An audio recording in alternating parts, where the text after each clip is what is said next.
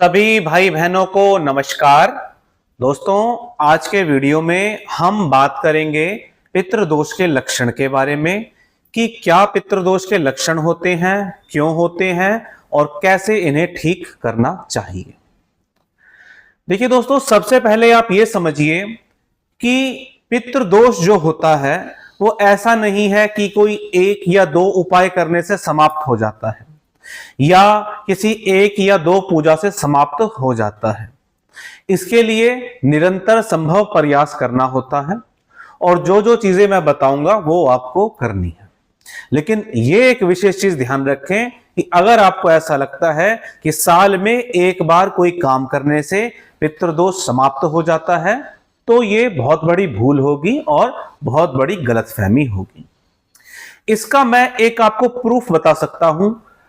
आप अपने घर में मान लीजिए आप 4 सदस्य हैं या मान लीजिए 5 ज्यादा सदस्य हैं, तो आप अपने घर परिवार के लोगों की कुंडली लेकर बैठिए और आप ये देखेंगे किसी भी एक विशेष ग्रह होगा, जैसे शनिदेव होंगे, राहु होंगे, मंगल होंगे, सूर्य होंगे, वो कुंडली में किसी एक ही राशि में बैठे होंगे या किसी एक ही घर में होंगे।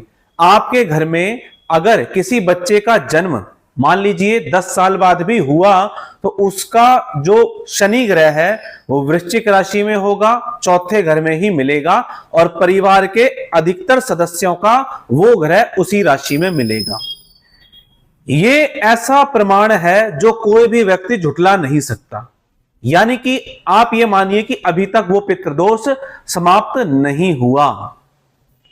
तो क्या ऐसा करना चाहिए कि वो पितृदोष समाप्त हो और हमारे परिवार में जो आने वाली पीढ़ियां हैं, जो आने वाले बच्चे हैं, उनके जीवन में ये समस्या ना आए। तो सबसे पहले जानते हैं कि पितृदोष के लक्षण क्या होते हैं। देखिए, जब भी पितृदोष के लक्षण खराब होते हैं तो उसमें क्या होता है, आपके घर परिवार में संतान जो जन्म लेती है उसके जन्म में बहुत समस्याएं आती हैं। मतलब शादी को 10 साल बीत गए लेकिन बच्चा नहीं हो पा रहा। आप एक सम्मानित परिवार से हैं, पढ़े लिखे व्यक्ति हैं, तरह तरह के इलाज भी करवा रहे हैं, लेकिन संतान प्राप्ति आपके घर परिवार में आपको नहीं हो पा रही। एक नंबर बात। दूसरी बात यह है कि संतान प्राप्ति अगर होती है तो वो ऐसी संतान की प्राप्ति हो जाती है जो आपके जीवन में आपको दुख देने के अलावा और दूसरा काम करती नहीं। बहुत से लोगों का यह भ्रम होता है कि अगर घर परिवार में लड़कियां ही जन्म लेती हैं तो पितृदोष है। बिल्कुल गलत बात है।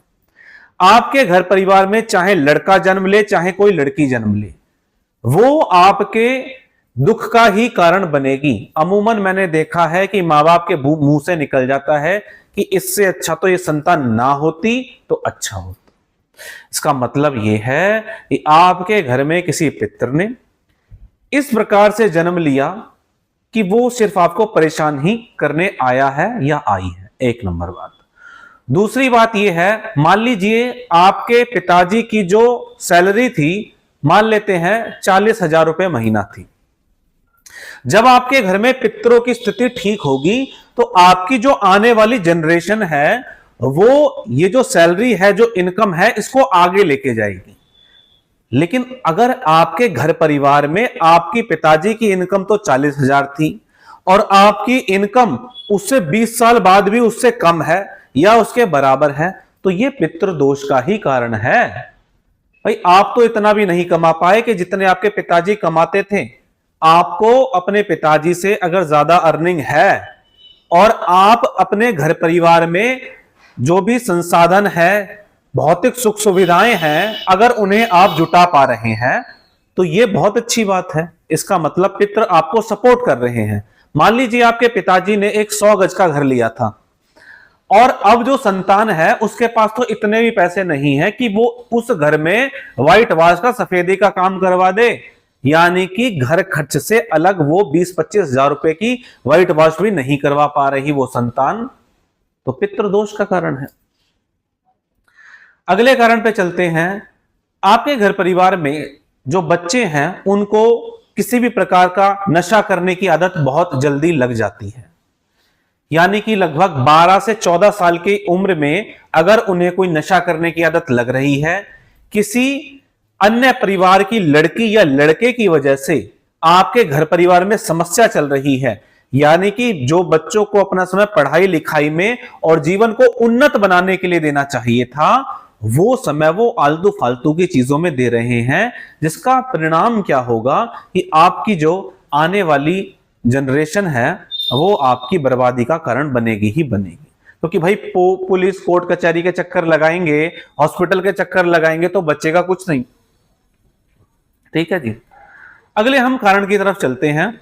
अगर आपके घर परिवार में माताओं की, बहनों की और बेटियों की सेहत अमूमन खराब रहती है, यानी कि घर में कोई ना कोई महिला, कभी आपकी माताजी की सेहत खराब है, कभी आपकी धर्मपत्नी की सेहत खराब है, कभी बेटी की सेहत खराब है, और ये सिलसिला चलता ही रहता है।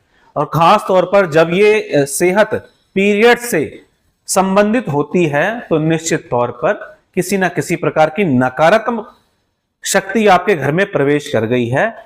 और क्योंकि पितृ आपके घर के प्रथम सुरक्षा कवच होते हैं, वो सुरक्षा नहीं कर पाए और इस कारण से आपके घर में समस्या चल रही है। इसका मतलब यह हुआ कि अगर आपके घर परिवार में समय समय पर लोगों को भूत प्रेत बाधा होती रहती है तो निश्चित तौर पर पितृदोष है। कारण भाई, घर से जो बाहर आपके सुरक्षा कवच हैं, जो आपके पितृ हैं, वो आपकी सुरक्षा नहीं कर रहे, तो आपका घर निश्चित तौर पर एक दिन भूत प्रेतों का बसेरा बन जाएगा।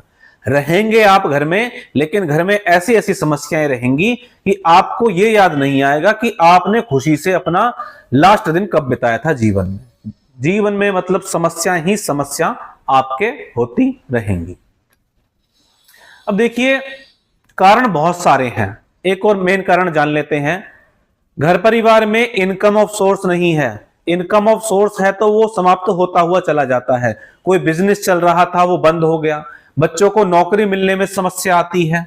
बच्चों के दिमाग ये काम नहीं करता कि अपने घर को जो प्रेजेंट कंडीशन है उसे इससे आगे कैसे लेके जाएं, यानी कि जो धन संबंधित समस्याएं हैं इनसे जीवन में आगे कैसे बढ़ा जाए, इस प्रकार से किसी का दिमाग काम नहीं करता और परिवार के सभी सदस्यों का जीवन गर्त में जाता रहता है।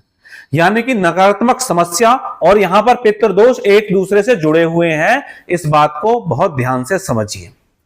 अब मैं ये बताता हूं कि भाई पितृदोष ठीक क्यों नहीं होता। बहुत से भाई बहन अपनी तरफ से हर एक संभव प्रयास करने का प्रयत्न करते हैं जिससे कि वो पितृदोष ठीक हो जाए। लेकिन भाई ऐसा क्या कारण है कि फिर से आपके बच्चे की कुंडली में, खानदान में जो बच्चे होते हैं उनकी कुंडली में 15 साल बाद भी वो ग्रह अगर उसी घर में बैठा हुआ है तो फिर पितृदोष कैसे ठीक हो गया।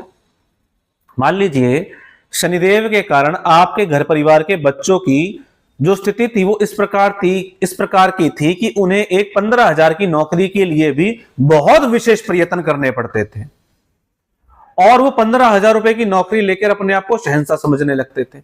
अगर 15 साल बाद भी यही स्थिति बनी हुई है तो फिर क्या लाभ हुआ मेहनत करने का। इस बात को बहुत ध्यान से समझिए। अब कारण क्या है मैं वो बताता हूं।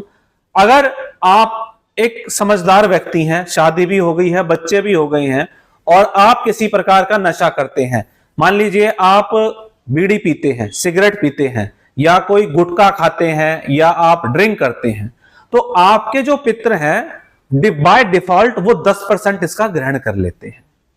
और भाई अगर उन्होंने इसका 10% ग्रहण करा तो आप अपने पितरों को बुरी आदतें दे रहे हैं। आपके जो पितृ हैं वो आपके डीएनए लेवल पर आपके शरीर में निवास करते हैं।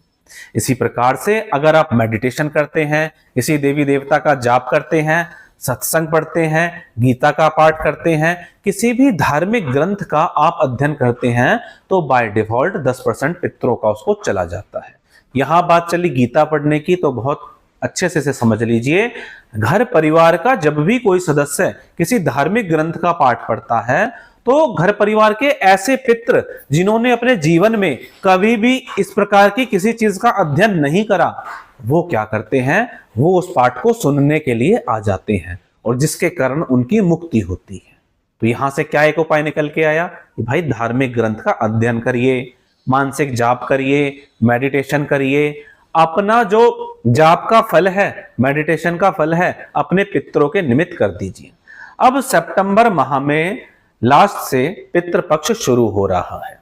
आप क्या क्या कर सकते हैं अपने पितरों के लिए, वो मैं बताता हूं। आप अपने पितरों के नाम से मानसिक जाप करिए। मान लीजिए आप दुर्गा माता के उपासक हैं, आप क्या करेंगे, संकल्प लगाएंगे। संकल्प लगाना बहुत बार बता चुका हूं, एक बार फिर से बता रहा हूं। सीधे हाथ में जल लीजिए, उल्टे हाथ की 5 उंगली डुबाइए, दुर्गा माता से संकल्प लगाइए, हे दुर्गा माता, इस पितृपक्ष में मैं अपने पितरों के नाम से जाप करने जा रहा हूं। जो भी जाप करता हूं, जितना भी जाप करता हूं, सभी का फल उन्हें दीजिए और उनको मुक्ति दीजिए और मोक्ष गति प्रदान करिए। या उनके जीवन में कोई भी समस्या आ रही है तो उसका निवारण कर दीजिए। पानी में 3 बार फूंक मारेंगे, इस प्रकार से उसे जमीन पे गिरा देना है। यह संकल्प लगाने का तरीका हो गया। 1 रुपया खर्च नहीं करना, आप घर बैठे इस काम को कर सकते हैं। अरे कम से कम आधा घंटा तो बैठ के जाप करिए अपने पितरों के नाम से। आज की डेट नोट कर लीजिए, जब भी आप इस वीडियो को देख रहे हैं उससे 1 साल बाद देख लेना कि आपके घर परिवार में कितने परिवर्तन आ गए। उपाय नंबर 1। उपाय नंबर 2, अपने पितरों के नाम से दान करिए। दान करने के लिए कोई पितृपक्ष की वेट करने का आपको जरूरत नहीं है। आपको क्या करना है, मान लीजिए आटा, चावल, चीनी, नमक, दूध, जो भी खाने पीने की चीजें हैं, ऐसे व्यक्तियों को हर महीने में देने का संकल्प लगाइए जो जरूरतमंद हो। भाई पितरों के नाम से आप भंडारा करवाइए। मान लीजिए आपकी सैलरी 20,000 रुपए है तो 500 रुपए का या 1000 रुपए का नियम बना लीजिए कि मुझे अपने पितरों के नाम से या अपने पूर्वजों के नाम से मुझे दान करना है। यह संकल्प लगा लीजिए। मैं आपको यह आश्वासन देता हूं कि जिस दिन आप ये संकल्प लगाते हैं उसी दिन से आपकी कुंडली में, आपके आने वाली जनरेशन की कुंडली में, उनके कर्मों में बदलाव आना शुरू हो जाता है। क्योंकि जिस दिन कोई व्यक्ति मन से संकल्प लगा लेता है, काम उसी दिन से शुरू हो जाते हैं और उस संकल्प को आप निभाइए। अब भाई पता कैसे चलेगा कि आपका पितृदोष ठीक हो रहा है, नहीं हो रहा है? मान लीजिए आपकी सैलरी थी महीने की 30,000 रुपए और आपको लगता है कि भाई मेरी सैलरी बढ़नी चाहिए 20% और आपको हाइक मिला कहीं भी या किसी भी प्रकार से आपकी सैलरी या इनकम 50% बढ़ गई, तो भाई पितरों की कृपा है आपके ऊपर, आपके कुल देवी देवता की कृपा है। आपने संकल्प लगाया था कि भाई मैं अपने पितरों के नाम से कुछ ना कुछ दान जरूर करूंगा। वहां से एक तो परमपिता परमेश्वर आपको देख रहे हैं, आपके इष्ट देव देख रहे हैं और आपके पितर भी देख रहे हैं, तो आपके जो रास्ते होंगे वो खुल जाएंगे। अब इसमें बहुत से लोगों को लगता है कि यार कोई चमत्कार होगा और अचानक से धन की वर्षा होने लग जाएगी। नहीं, ऐसा नहीं होता। आपके पितर, आपके इष्ट देव, आपके कुल देवी देवता आपकी बुद्धि को इतना सक्षम कर देते हैं कि आप वो काम करने लग जाते हैं जो काम आपके दिमाग में पिछले 5 साल में एक भी बार नहीं आया। अगर आपके मस्तिष्क में कोई ऐसा विचार आता है जो कन्वर्ट कर देता है उसको फाइनेंशियल कंडीशन के सुधार में, तो पितरों की कृपा है आपके ऊपर।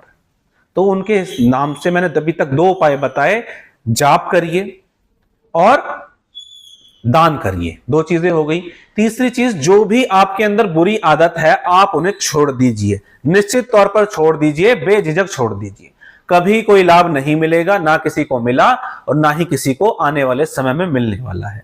ताकि ऐसा ना हो कि एक हाथ से तो आप दान कर रहे हैं और दूसरी तरफ से आपको और आपके परिवार के जीवन में समस्याएं शुरू हो गई, क्योंकि भाई आपने बुरी आदत तो छोड़ी नहीं, आपने साफ सफाई का काम तो शुरू नहीं करा, लीपा पोती का काम शुरू करवा दिया, तो कहां से आपके पितर ठीक हो जाएंगे? इस बात को बहुत ध्यान से समझिए। अपने पितरों के नाम से हवन करवाइए। अब हवन जो है वो आप पितृपक्ष में भी करवा सकते हैं और हर महीने भी करवा सकते हैं। संकल्प वही लगेगा कि मैं ये जो हवन कर रहा हूं या करवा रहा हूं, इसका जो फल है वो मेरे पितरों को मिले। इस प्रकार से आप हवन करवा सकते हैं। हमारे यहां ललित ज्योतिष समाधान पर पितरों की मुक्ति और शांति के लिए हवन किए जाते हैं।